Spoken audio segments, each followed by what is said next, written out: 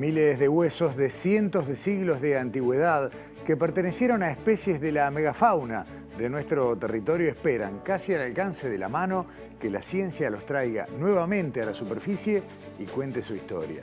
Conoceremos en detalle el yacimiento paleontológico del Arroyo del Vizcaíno, en el departamento de Canelones, un lugar increíble, en el que cada metro cúbico de lodo guarda secretos de un pasado que también podría ser el de los primeros habitantes de este suelo. Además, hoy retornaremos a Salto y Paysandú para conocer cómo se estudia el funcionamiento de nuestro cuerpo y el de los animales al caminar, y también investigaciones sobre la presencia de enterovirus en aguas residuales. Y tendremos tiempo para analizar cómo conocimiento, ciencia, tecnología e innovación tienen que ser parte fundamental de la matriz productiva de Uruguay. Bienvenidas y bienvenidos a Sobre Ciencia, divulgando el Uruguay de la investigación y el conocimiento.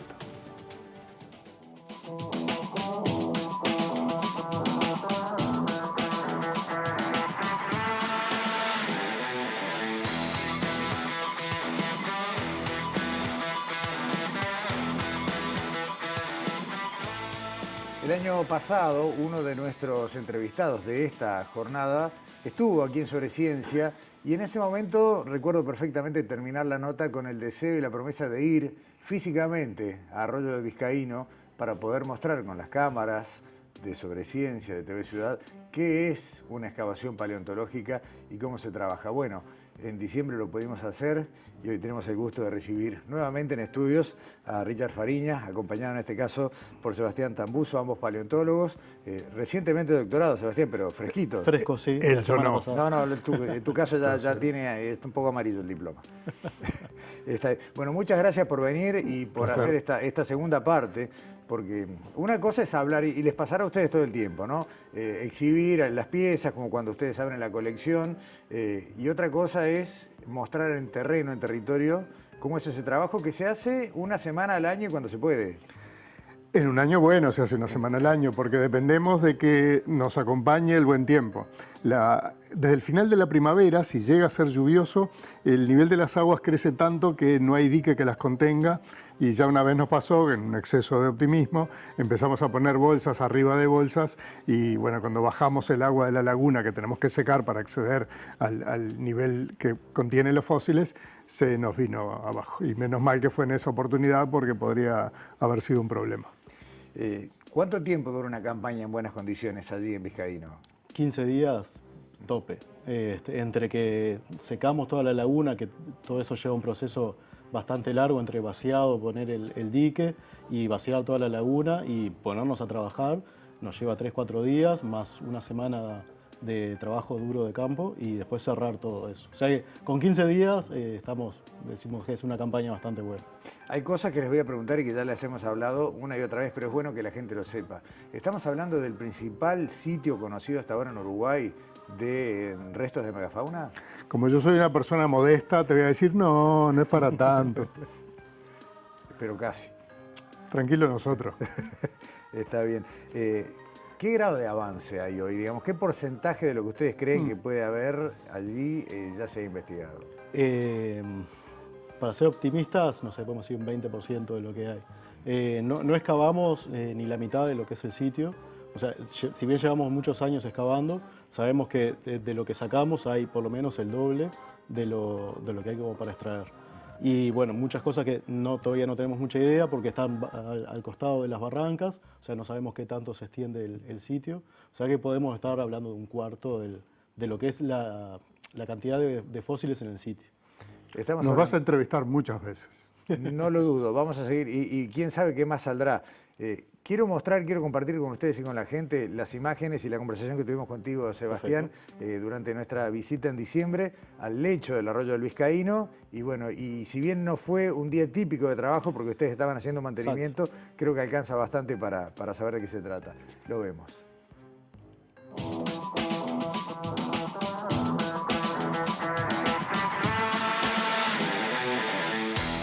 Todo el yacimiento es básicamente como se ve en esta zona acá. O sea, un montón de huesos entrelazados unos con otros.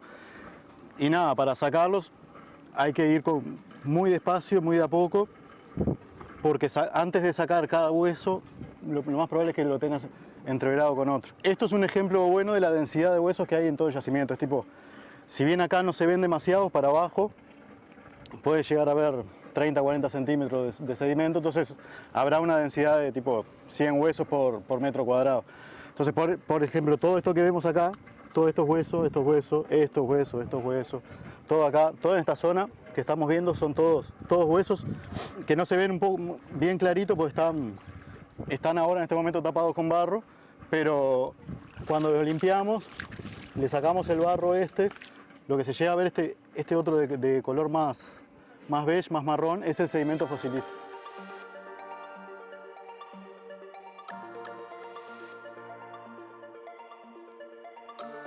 En particular en esta zona lo que hay mucho son vértebras y costillas.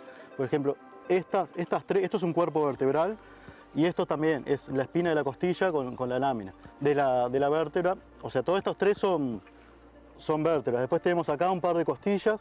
Acá hay fragmentos o partes de costilla que incluso en aquella zona de allá se puede ver bien a lo largo la costilla. Hay más costillas por acá. O sea, uno pensaría que en esta parte está toda la columna vertebral, pero esto que aparece acá es una ulna, es uno de los huesos del brazo. Aparece una ulna acá abajo y esto que se ve acá es un fragmento de cráneo, de maxilar, de perezoso también. Esto es el caniniforme. El estodon lo que tiene de característico es que tiene unos caniniformes bastante grandes para ser un perezoso. Y se ve toda esta zona que es toda la parte del maxilar. O sea, probablemente acá puede ser que esté el cráneo, puede ser que esté parte del cráneo. Pero bueno, tenemos vértebras, costillas, cráneo. La mandíbula de uno del estodon estaba en esta zona de acá. Había una mandíbula bastante enterita, si bien estaba un poco rota, porque bueno, muchas veces nosotros no lo veíamos si pasábamos por acá. Pero la reconstruimos y está allá en el local, está bastante entera. Y en aquella zona allá abajo, siguen estando abajo del árbol, sigue habiendo huesos. Aquello es un húmero y del otro lado hay un fémur y más costillas y más vértebras.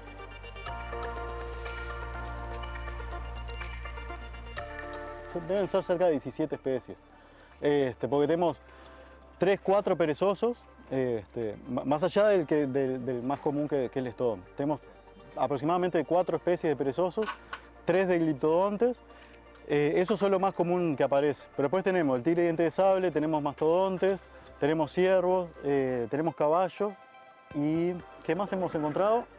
Posiblemente un camelio también hemos encontrado.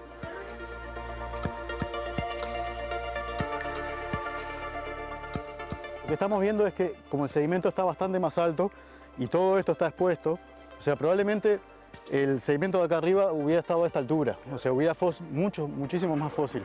Y que a lo largo de los años, de los milenios, porque no es a lo largo de 100 años, es a lo largo de miles de años, el agua fue erosionando, porque nosotros en aquella zona encontrábamos, sabemos de gente que nos ha dicho, no, allá aguas abajo del Vizcaíno, hemos encontrado huesos, y posiblemente puedan venir de otro lado, pero posiblemente sean huesos de acá que se fueron erosionando, fueron moviendo y aparecen a unos cuantos metros. Lo que sacar, esos 2000 huesos son de estos 5 por 5 metros cuadrados. O sea, 25 metros cuadrados llevaremos excavados y sacamos 2000 huesos. Y hay quizás 50 metros cuadrados más para excavar. Y acá sí, allá habían estado excavando los grises del 97, o sea, se han sacado bastantes huesos y quedan, yo no sé si 10.000 huesos, pero deben andar cerca de ahí.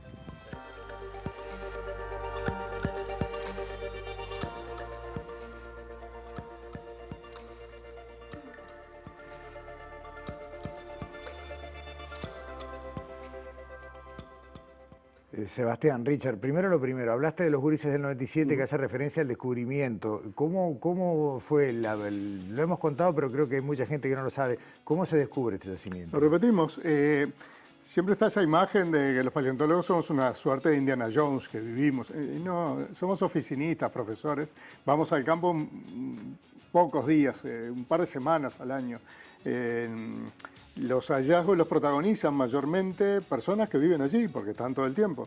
Entonces no fue excepción. Al secar esa laguna, en la que se transforma el arroyo en verano, ¿no? El estiaje normal, la secaron para regar unas remolachas, ¿no? Los productores de allí, la familia Valeto, aparecieron en el fondo los huesos. Y era enero, en tiempos anteriores a los celulares y al WhatsApp, entonces habrá sonado algún teléfono fijo en la oficina que estaba en Tristán Narvaja y no estábamos, era enero, estaríamos de licencia. O justo a esa hora, no sé. El caso es que al no poder comunicarse con paleontólogos profesionales, la comunidad se organizó y de una manera muy emocionante incluso, con chiquilines del liceo, que ahí son hombres y mujeres de casi 40 años, orientados por algunos de sus profesores.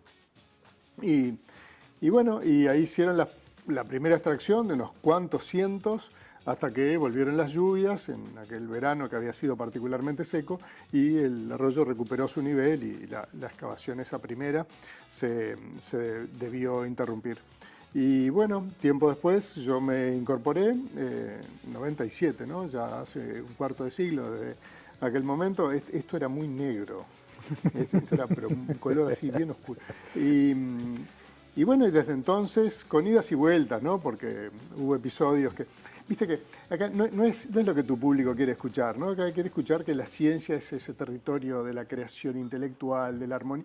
Mentira, los paleontólogos, los científicos en general somos personas con las glorias y mezquindades de cualquier otro, ¿no? Entonces hubo colegas celosos que no trabajaban y dejaban trabajar, hubo trámites, y hubo apoyos, ¿no? Hubo apoyos de la Comisión de Patrimonio, de doña Elena Pareja, que era un presidente de la Comisión de Patrimonio de Canelones, el alcalde de Saus, de muchas personas, ¿no? Estas tres que menciono vaya a cuenta de todos los que no voy a mencionar porque voy a ser injusto, me voy a olvidar de alguno.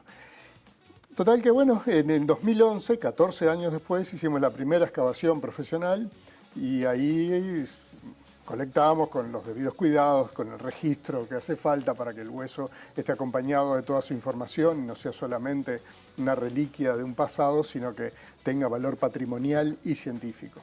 Y bueno, y cuando los estudiantes se fueron incorporando, como el caso de Sebastián, que empezó, no eras licenciado, ya eras licenciado. Y bueno, y ahora desde el jueves pasado es doctor. Sí. Lo digo con mucho orgullo paterno. Está bueno. Han salido unos cuantos profesionales que están incluso en museos muy importantes en el mundo, pero esa es otra historia. Acá hay dos narraciones. Una es la reconstrucción de un pasado paleontológico y otra es la reconstrucción de las especies. Y en eso justamente estuviste trabajando vos, Sebastián, en tu tesis de doctorado. En definitiva, estos huesos nos tienen que permitir conocer, bueno, qué especies habitaban y demás. ¿Cómo se hace ese trabajo? En mi caso es un trabajo muy detallado de anatomía comparada. Básicamente, yo en mi tesis me centré en lo que es el esqueleto axial, o sea, todo el estudio de las vértebras, porque me pareció que es una región anatómica bastante interesante. Y ¿De qué especie, perdón? De perezosos. De perezosos, sí. Es una región anatómica un poco subestudiada todavía. Básicamente es anatomía comparada, es ver vértebra, morfología y comparar con especies que ya teníamos y con especies actuales también. De todos modos, eso hablaste de una especie y tal vez de un tipo de perezoso en particular, que sé que hay más de uno, solo en vizcaíno. Solo en vizcaíno tenemos, sí, hasta ahora 4 especies registradas. El estodon es el más abundante, el que hay cerca del 90% de los huesos que se encuentran son del estodon, o sea, es el más abundante en el yacimiento, el perezoso más abundante del vizcaíno. Pero después tenemos 3 especies más. Tenemos otro espécimen que se llama Glossotherium, Milodon, y hasta el año pasado registramos uno que se llama Valgipes, que hasta el momento no estaba registrado en Uruguay, se conocía solo para Brasil, y lo encontramos acá en el yacimiento. O sea, ese trabajo fue bastante interesante en cuanto a la distribución de los perezosos y el aporte del vizcaíno en ese sentido. De estas especies que aparecieron allí en vizcaíno, ¿hay alguna que tenga un correlato en el presente, que tenga algún parentesco con alguna de las especies autóctonas de nuestro territorio? Un parentesco remoto, ¿no? Bueno, son todos mamíferos. Ahí está. No son dinosaurios, ¿no? Es algo importante de aclarar. Son mamíferos, ¿no? Son animales con pelo. Ven, por ejemplo, que yo soy bastante mamífero. ¿Y qué hay? Los gliptodontes son primos de gran tamaño, ya extintos, de los armadillos, de los tatúes, de las mulitas, etc. Los perezosos gigantes son parientes, más o menos remotos, de los perezosos modernos que viven colgados de los árboles más altos de las florestas tropicales en América. Después hay el toxodonte que nombraba Sebastián, no tiene parientes próximos, es un animal grande, recuerda un poco en hipopótamo, pero no es un pariente muy estrecho. El mastodonte es bastante próximo a los elefantes, ¿no? De hecho, visto así, solamente los detalles permiten identificarlo como de otra especie. El tigre de dientes de sable es pariente de todos los grandes felinos que habitan la Tierra hoy en día. Y bueno, y hay caballos fósiles, incluso del mismo género que el doméstico, ¿no? Que demoró 10 milenios en ser introducido después de que se extinguieran estas especies pleistocenas. En el último minuto, la historia que está por comprobarse y de la cual ya hemos hablado y que tiene que ver también con la posibilidad de que acá se demuestre o no un poblamiento más temprano que se sabía de América, también está para contarse. Seguimos, yo cada vez que los veo les hago la misma pregunta, seguimos sin tener una teoría de por qué todos estos restos están juntos en un lugar, porque supera digamos, una casualidad, ¿o no? Sí, supera por la densidad y la cantidad de especies y la cantidad de individuos. Todavía no podemos definir la causa última de que haya esa acumulación de huesos. Tenemos indicios de por qué pueden haber sido acumulados ahí, tenemos idea de que puede haber sido una especie de flujo denso que movió los huesos depositados en algún otro lugar y los acumuló ahí. De todas maneras, nos queda saber por qué había tantas especies y tantos individuos, por ejemplo, del estodon, que tenemos ya más de 10 individuos adultos.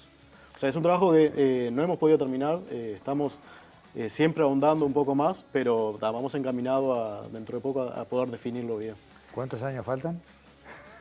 No, si lo supiese ahora, ya lo sabríamos. No para la respuesta, sino para decir, bueno, abordamos el yacimiento completo. Y bueno, los que me queden de vida. A ellos no, a ellos les quedan más. Les queda más. Richard, Sebastián, muchas gracias por venir. Como dijiste hace un rato, esta entrevista en un año o en dos se repetirá porque siempre hay novedades.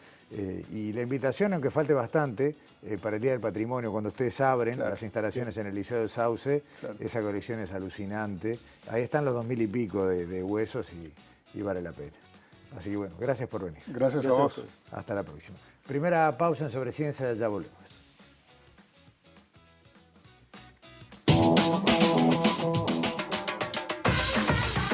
Presentó Montevideo Shopping. Siempre contigo.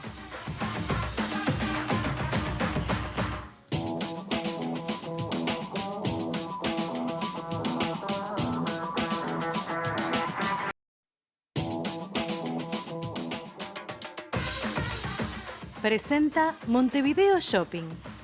Siempre contigo.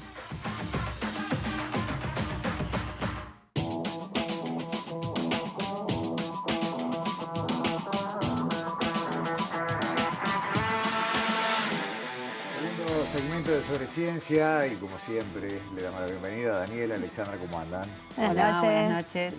Hoy arrancamos, primero hoy volvemos al litoral, ¿no? Volvemos a Paysandú y a Salto y arrancamos contigo, Alexandra, que vos te concentraste en enterovirus. Fuimos cuando visitamos el laboratorio P3 allí de Salto, el CENUR Litoral Norte de Laudelar, estuvimos hablando con el doctor Andrés Lizazoaín, que él investiga justamente enterovirus. Los enterovirus son virus de ARN, una familia muy grande, que generan enfermedades de muchísima preocupación para la salud humana, como la miocarditis, la encefalitis, también la enfermedad de manos, pies y boca, que es bastante, que hay brotes muy de vez en cuando en niños, también la parálisis flácida aguda, la meningitis aséptica y también un enterovirus era el poliovirus, ¿no? Que generaba la poliomielitis, que está prácticamente erradicada. Y bueno, estuvimos hablando con Andrés, él nos cuenta en esta primera parte del informe qué son los enterovirus y bueno, cuáles son las enfermedades que genera.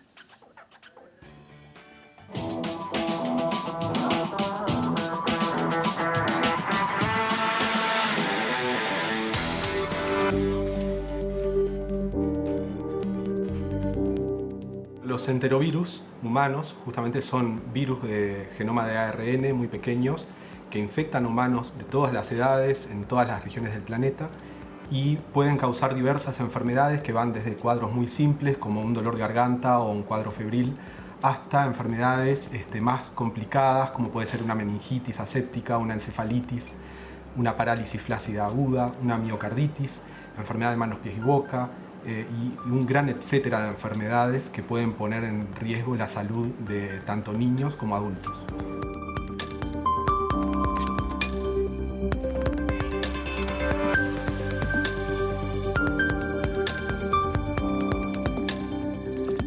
Los enterovirus humanos se clasifican dentro del género enterovirus en una familia muy numerosa que es la familia Picornaviridae y se subclasifican, digamos, en 4 especies virales, la especie viral A, B, C y D, y clásicamente en realidad se los conocen como coxsackievirus del tipo A y B, los ecovirus, los enterovirus numerados y también están los poliovirus que son quizá los más conocidos. Los poliovirus son los enterovirus que tienen más relación con las parálisis flácidas agudas.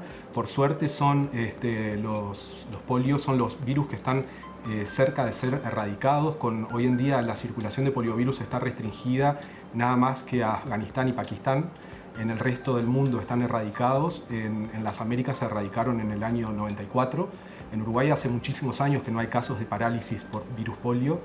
Y después también hay otros enterovirus que tienen una relación bastante fuerte con algunas enfermedades. Por ejemplo, los de la especie A, muchos coxsackievirus del tipo A, como el coxsackievirus A6, el coxsackievirus A16 y el A10, se relacionan fuertemente con la enfermedad manos, pies y boca, que es una de las enfermedades que estudiamos desde el laboratorio. También los coxsackievirus del tipo B tienen una fuerte asociación con lo que son las miocarditis, por ejemplo.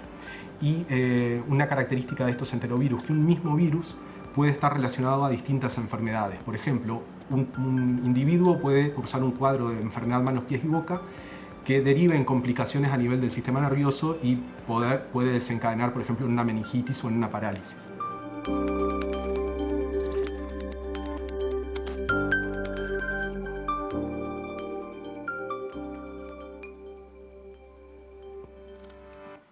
Alexandra, hasta acá la primera parte del informe. Recordemos, yo les preguntaba en dónde. Esto está registrado en Salto. En Salto, sí. Y para referencia, el P3 lo presentamos en el primer programa de este año, que bueno, están los videos en archivo y se pueden ir a ver. Sí, Andrés forma parte del grupo de virología molecular, ¿no? Y bueno, él nos contaba que cuando comenzó a trabajar en enterovirus no encontró muchos informes científicos de qué enterovirus están circulando en Uruguay. Y bueno, por eso comenzaron a investigar las aguas residuales de Paysandú, de Bella Unión, de Fraiventos y también de Salto. Y bueno, y ahora nos cuenta en la segunda parte del informe qué resultados se encontraron y también que estuvieron trabajando con casos clínicos de Paysandú y de Salto de la enfermedad de manos, pies y boca. Lo vemos.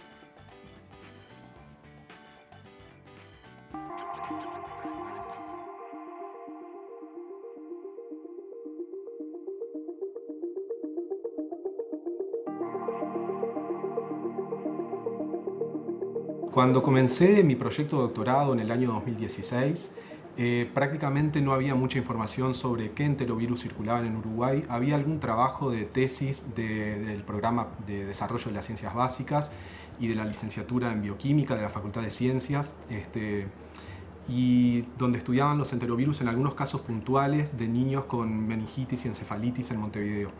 Pero después se desconocía ampliamente cuáles son en realidad los enterovirus que circulan en nuestro país. Hay una gran diversidad de enterovirus, son más de 100 tipos distintos, y en Uruguay había reporte apenas menos de 10 tipos circulando.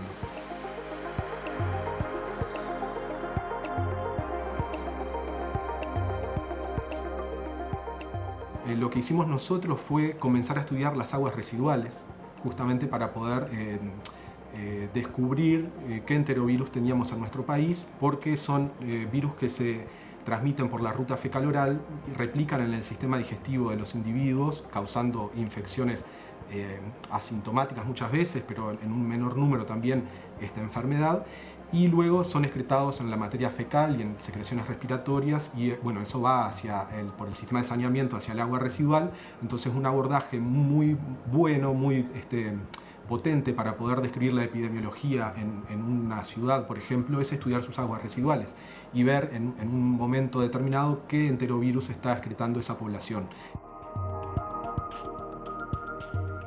Hicimos un proyecto donde trabajamos con aguas residuales de Bella Unión, de Salto, de Paysandú y de Fray Bentos. Los resultados que obtuvimos, pudimos ver que había algunas variantes cuya circulación en nuestra región persistía, pero también había ingresos de otras variantes, incluso algunas que eran emergentes y que no se habían reportado ni en Uruguay, obviamente, pero tampoco a nivel de la región de Sudamérica.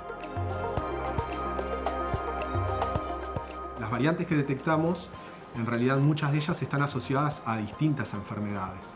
Un resultado muy interesante fue que conjuntamente con este estudio de muestras de agua residual pudimos estudiar casos clínicos de muestras tomadas de niños que cursaron la enfermedad de manos, pies y boca, tanto en Salto como en Paysandú en 2018, 2019 y el año pasado también. Y lo que pudimos ver es que hay una correlación en lo que circula, digamos, en el agua residual, después es lo que estamos viendo a nivel clínico en los brotes de esta enfermedad.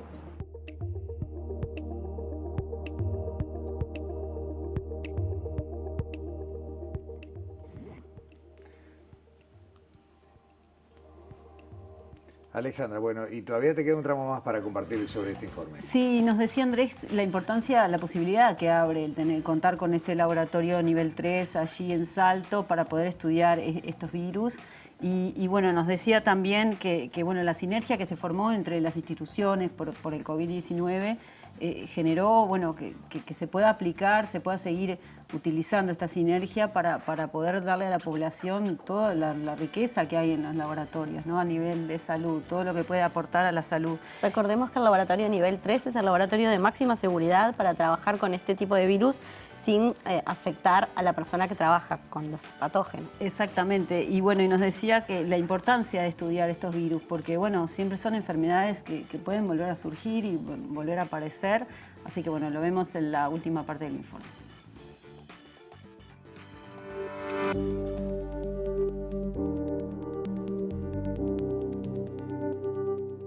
La instalación de un laboratorio P3 en nuestro país va a ser fundamental para el estudio de muchos patógenos, pero en particular con los enterovirus, si bien la mayoría de ellos son de nivel 2, nos permite trabajar con mayor tranquilidad al momento, por ejemplo, de aislarlos en cultivo de células. Hay enterovirus, y esta es una característica de muchos enterovirus, que se conocen desde hace muchos años, desde los años 50, desde los años 60, asociados a enfermedades sin importancia, como puede ser un resfrío común y corriente, pero por ejemplo hay uno que es el enterovirus D68, que en 2014 emergió en Estados Unidos y en Europa, provocando una enfermedad respiratoria severa, del tipo neumonía, también asociado con parálisis del tipo agudas, flácidas agudas. Mielitis flácidas agudas. Nosotros tuvimos una experiencia muy buena con los equipos de vigilancia epidemiológica del Ministerio de Salud Pública en Salto y Paysandú, que pudimos estudiar los brotes de enfermedad manos, pies y boca de 2018 a 2021, justamente en colaboración con los centros de salud a nivel privado y público, ya sean mutualistas o de ACE, los cuales estuvieron distintos equipos pediátricos, estuvieron tomando muestras de hisopados faringios a aquellos niños que tenían este cuadro de manos, pies y boca, y luego eso nosotros lo recepcionamos en el laboratorio y pudimos investigar cuáles eran los enterovirus responsables de estos brotes. Tenemos interés también en poder estudiar los casos en Uruguay de meningitis y de encefalitis, estudiar los líquidos cefalorraquídeos de aquellos, sobre todo niños, que son afectados por estas enfermedades, para lo cual es fundamental contar con las instalaciones del laboratorio P3. Entonces, la vigilancia tiene que estar realizada de manera constante para poder justamente anticiparse a la emergencia de esas variantes que pueden poner en riesgo la salud de los individuos.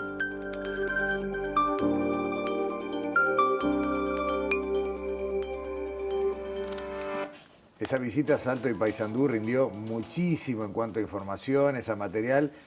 Vamos a ir ahora a Paysandú, pero Alexandra todavía queda más para más adelante. Sí, ¿no? muchísimas líneas de investigación allí en el CENUR Litoral Norte de Salto, que bueno, vamos a seguir mostrando sobre ciencia. Está bien. ¿Y ¿Cómo vos, no? Dani, te fuiste caminando a Paysandú? Más o menos, Ojo. recorrí unos kilómetros y nos fuimos hasta Paysandú para conocer otra investigación y en realidad otro laboratorio. Y personalmente me parece fascinante lo que hacen. Se llama el Laboratorio de Biomecánica y Análisis de Movimiento. Y lo que estudian es cómo nos movemos, cómo caminamos, cómo corremos, nosotros y los animales además. Y también comparan ese movimiento de las articulaciones, de los músculos, de la energía que gasta cada uno. Incluso analizan el trote. El trote es propio de los animales, no sé si se lo pusieron a pensar alguna vez, pero es un movimiento que los humanos no hacemos. Y entonces eso puede tener aplicaciones desde, bueno, nos van a contar ahora, pero en la medicina y en la biomedicina. Entonces, bueno, para empezar a conocer de qué se trata este laboratorio, hablamos con Carlo Biancardi, como suena, es un investigador italiano que vive en Uruguay ya hace tiempo y dirige este laboratorio que ahora vamos a conocer.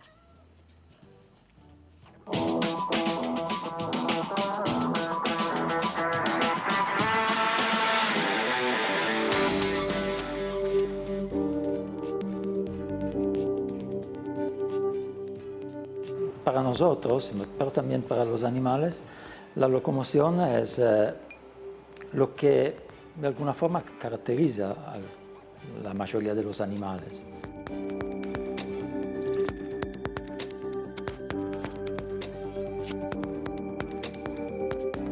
Nosotros, al ser bípedos, tenemos algunos otros problemas en la locomoción, o sea que tenemos que cuidar con el equilibrio, por ejemplo. Y eso influye también sobre los patrones de locomoción. La biomecánica es una disciplina que podemos decir interdisciplinaria, ¿no? Porque tiene vínculos realmente con casi toda la ciencia biológicas y también con la parte de ingeniería.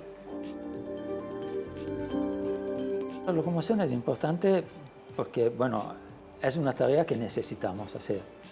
Y pensamos, por ejemplo, a personas con algunas patologías que influyen sobre el aparato musculoesquelético. Entonces, la dificultad en el movimiento, la dificultad en la locomoción, eso afecta mucho la calidad de la vida de las personas. El ejemplo quizás más contundente es el ejemplo de los amputados, ¿no? Las prótesis, los amputados de los miembros inferiores. Hoy con los estudios biomecánicos asociados a los estudios ingenierísticos, bioingenierísticos de las prótesis, ayudan mucho. Incluso tenemos ejemplos, ¿no? De personas que hacen deporte con prótesis. Y eso, sin la investigación en la locomoción, no sería posible.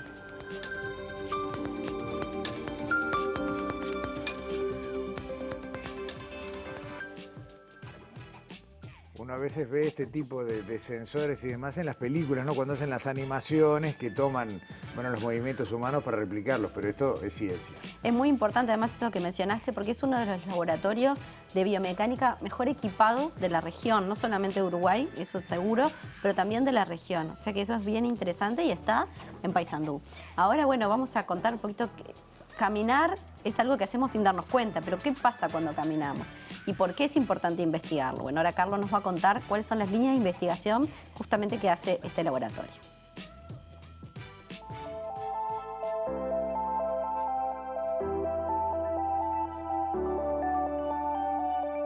Nuestro laboratorio de biomecánica y trabajamos con 4 líneas de investigaciones. Es una línea de biomecánica de la locomoción aplicada a la clínica, con estudio de patrones de marcha en varias poblaciones. Por ejemplo, amputados, insuficientes cardíacos, diabéticos. Tenemos un proyecto con embarazadas.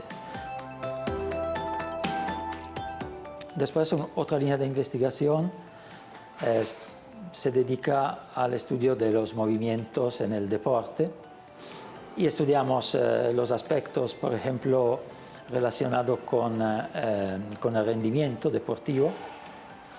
Podemos estudiar, por ejemplo, la potencia de varios ejercicios físicos, como por ejemplo de un salto. Trabajamos con jugadores de básquet acá de la ciudad de Paysandú, de varios equipos, con jugadores de vóley, con futbolistas.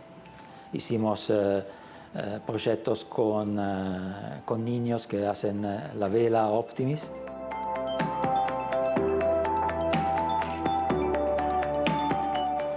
Otra línea de investigación es más básica, se enfoca sobre el estudio de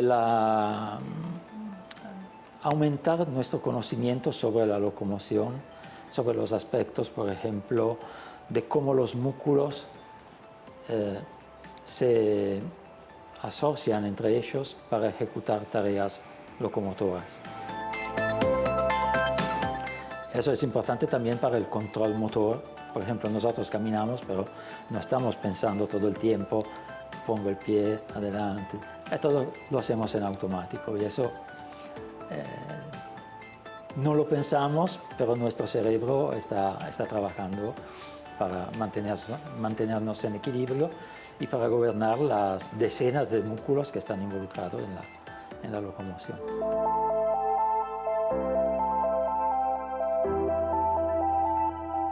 Y la cuarta y última línea es más para ver de biomecánica comparada, o sea, para ver cómo la locomoción, en realidad, la locomoción humana comparte muchos, un 95% de los aspectos mecánicos, energéticos, están compartidos entre nosotros y los demás animales que se mueven con miembros, con marcha, con trote y con galop.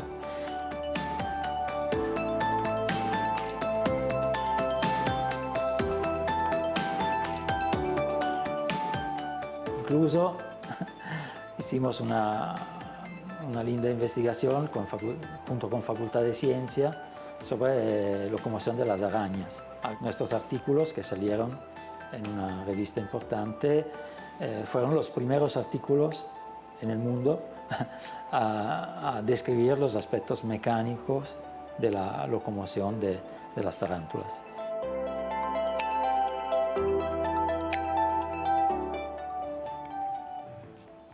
Bien dijiste, Daniela, ¿no? Personas y también animales. No me imagino cómo se llevó adelante la investigación de la manera de caminar de las tarántulas. Sí, muy interesante. Además, él contaba un poco los resultados, que una araña de 8 patas obviamente es como 2 animales de 4, ¿no? Tiene como una cierta similitud. Pero bueno, hay tanto conocimiento que no se puede hablar. Pero en realidad, una cosa que tú mencionaste es el tema del uso de los equipos, ¿no? Entonces, cuando uno mira las imágenes, le da curiosidad qué le ponen en la pierna, claro, cómo se traduce eso en las computadoras. Entonces, en esta última parte del informe vamos a hablar de esta mezcla de gimnasio y laboratorio que tienen allí en Paysandú.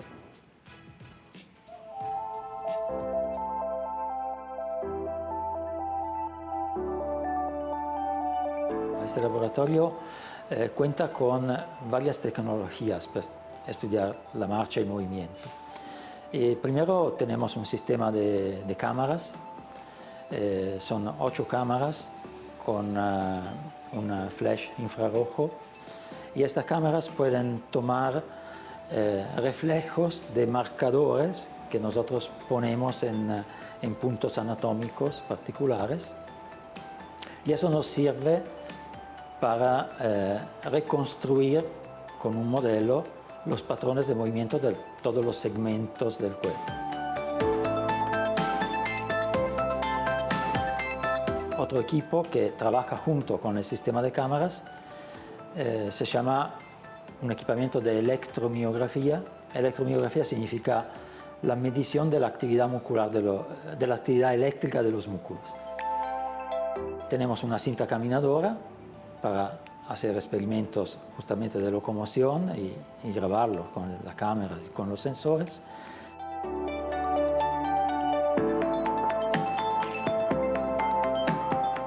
Tenemos un analizador de gas para los aspectos energéticos, o sea, para ver cuánta energía gastamos al hacer una tarea de locomoción.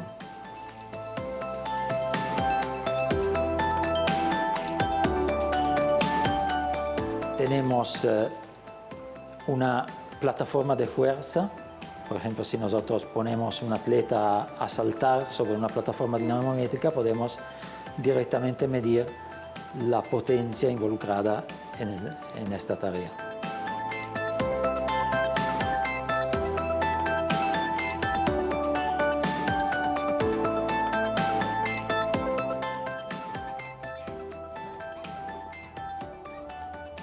La verdad, Daniela, sumamente interesante.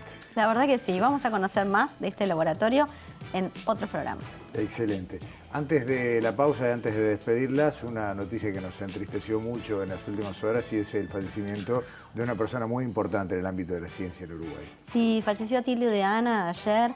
Él era doctor en biología molecular, formado en Francia, en Estados Unidos, pero además con una gran formación en innovación. De hecho, en este momento trabajaba en el PDCIVA, en la Unidad de Innovación y Transferencia Tecnológica. Había sido responsable de la Unidad de Proyectos del Instituto Pasteur de Montevideo, también impulsando esta sinergia, ¿no?, entre innovación, ciencia, y además, bueno, lo mencionamos porque también fue entrevistado por nosotros. Exacto. El año pasado. Formó parte de Sobre Ciencia, sobre los últimos programas del año pasado. Exacto. Así que fue una noticia triste. Así es. Bueno, gracias y el recuerdo para todos sus familiares. Alexandra, Daniela, nos vemos la semana que viene. Nos vemos. Muchas gracias. Nueva pausa en Sobre Ciencia y les voy anticipando que el final de nuestro programa de hoy tiene una novedad, no se la pierdan.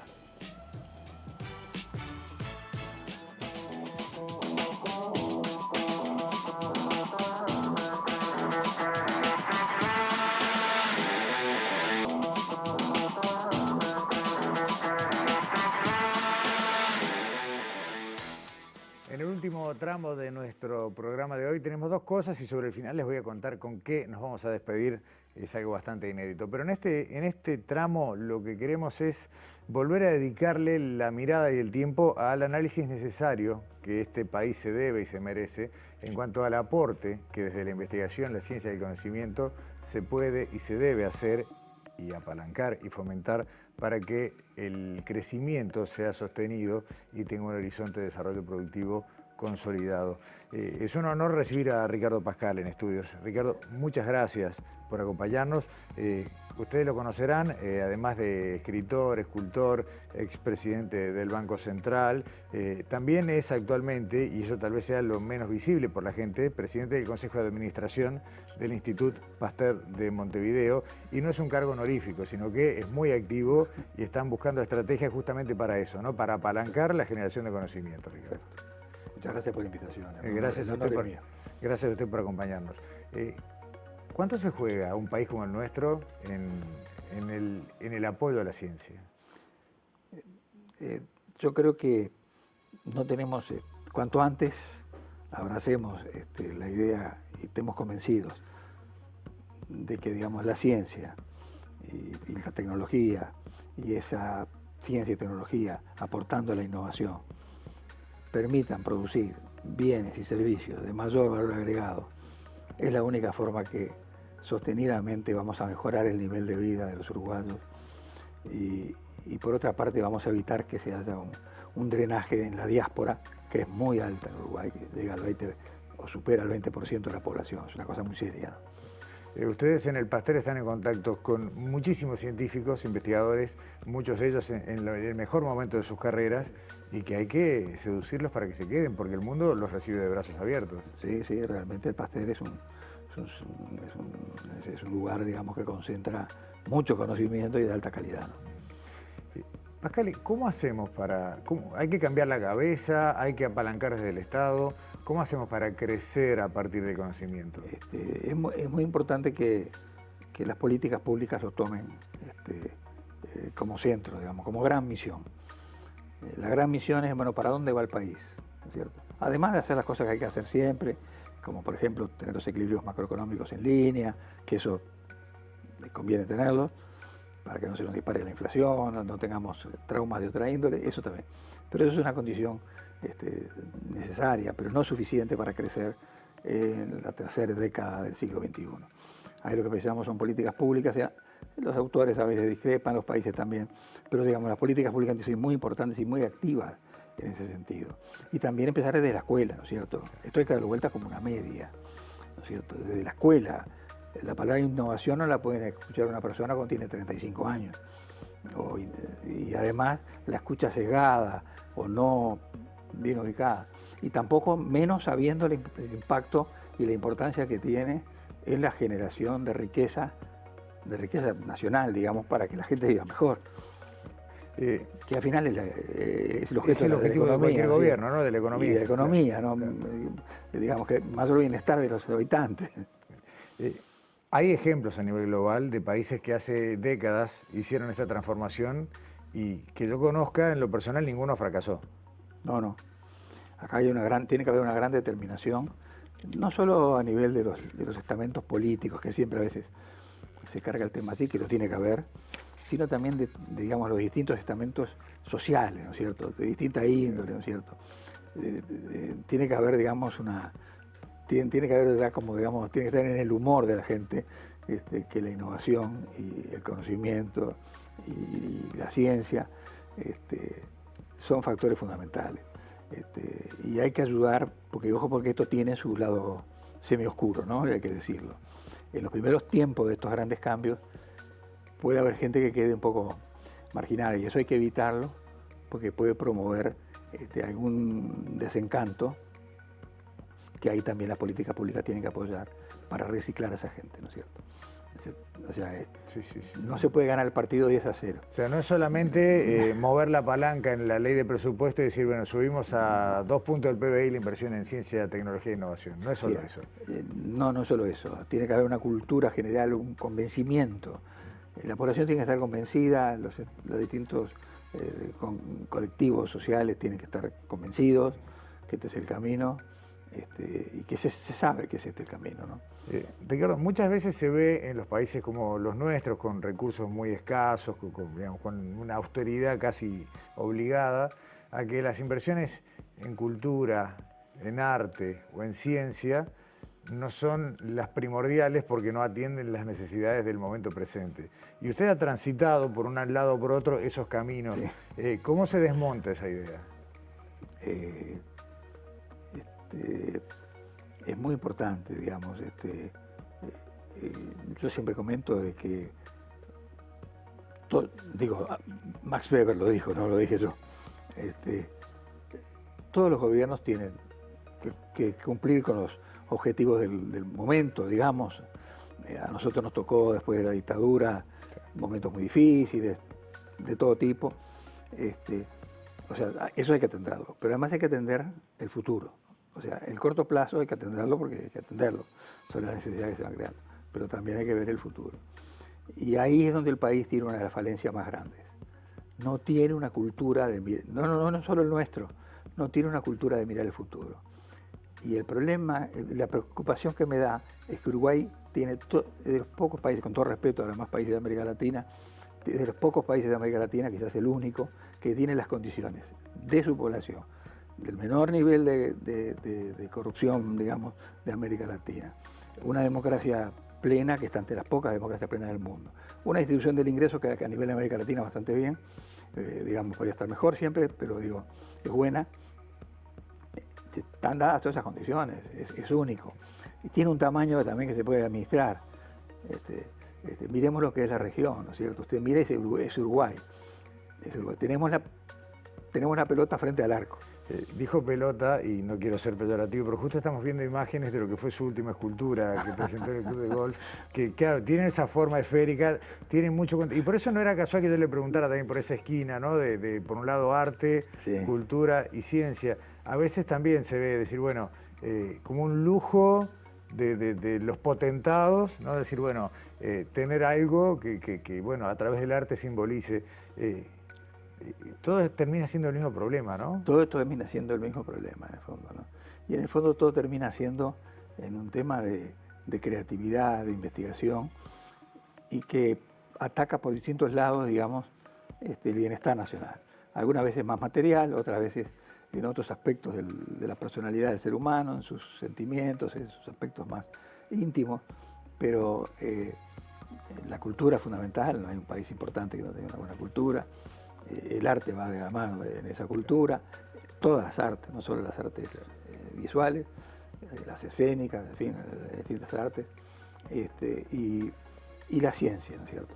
Dijo algo, perdóneme que lo interrumpa, pero dijo todas las artes, y a veces queremos justificar algunas artes porque producen ingresos. No estoy pensando en la industria audiovisual. Sí. ¿No? Entonces la justificación, no, tenemos que invertir en este tipo de arte porque genera puestos de trabajo, ¿no? Bueno, viene gente, contrata, producción, y es como que nos tenemos que hacer ese pequeño engaño para decir, bueno, este arte no sirve más que el otro porque este genera recursos inmediatos. Sí, sí. Imagínense qué sería del Louvre, que es un gran museo, obviamente, si no tuviera la Mona Lisa, ¿no? Digo, saquémosle la Mona Lisa, el Louvre sin la Mona Lisa. Sí, deja de ser una marca o con la registrada, Mona sí. Lisa. Por supuesto que tiene... Estamos Sí, está bien, pero es clarísimo el concepto. Está claro, ¿no? Sí. O sea, y además Uruguay tiene una cantidad, y por suerte, de generaciones jóvenes de artistas, como de científicos, en los ambos ramas, que es fantástica. Es fantástica y hay que apoyarla y hay que incentivarla porque ellos también generan riqueza de toda índole, ¿no es cierto? No solo a veces material, sino también de otra índole. Pascal, en los últimos 30 segundos que nos quedan, la pregunta es esta. ¿Tenemos que sentarnos a generar una política de Estado? Sí, necesariamente. Si no generamos una política de Estado, digamos, nos va a llevar la correntada para donde vaya. Ahora hay una guerra, de repente suben los commodities, ahí mejoramos un poquitito en algunas cosas. Después termina la guerra, bajan los commodities y ahí entonces, otra vez de vuelta empezamos a pedalear. Sí, indefectiblemente y tan pronto como sea posible. Lo pide la gente, sin decirlo, porque a veces la gente, en fin, es muy delicada en Uruguay, ¿no? Ricardo Pascal, muchísimas gracias. Esta charla, lo hablábamos antes de empezar, podría haber durado muchísimo más porque el tema lo amerita, pero volveremos. Y sobre todo mantener arriba de la mesa esto. Un país sin una apuesta a su conocimiento y a su cultura está condenado a esto. A lo que usted dijo, que lo lleve la corriente. Sí. Muy bien. Muchas gracias por venir. Felicito por el programa. Muchas gracias por la invitación. Nosotros cerramos con algo muy particular. A partir de ahora y hasta fin de año, una vez por mes, vamos a contar con la participación de un científico que en el marco del ciclo Gusto a Ciencia, y ustedes habrán visto y se los hemos comentado aquí en nuestro programa, a veces se presenta en algunos bares, lugares de Montevideo a contar sus investigaciones. Le agradecemos a Cervecería Matute que nos prestó las instalaciones para registrar estos tapes, estos cortos, y hoy arrancamos con el ciclo de Gusto a Ciencia aquí en Sobre Ciencia con la presentación del investigador de Facultad de Química, Leopoldo Suescun. Con esto cerramos y nos despedimos hasta la semana que viene.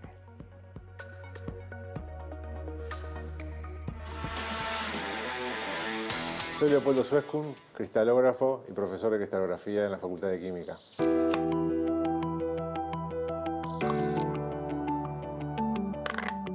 Los cristales son la forma más ordenada de las partículas que forman los sólidos que nos rodean. El ordenamiento de los átomos en los cristales es muy parecido al de las naranjas adentro de un cajón de feria o al de los contenedores arriba de un barco de carga. Este ordenamiento perfecto de los átomos es lo que explica las formas simétricas que tienen los cristales de cuarzo, por ejemplo, o de sal. Llamamos cristales a los vidrios de buena calidad, como los de las copas o las ventanas o los lentes, y eso hace que nos confundamos frecuentemente.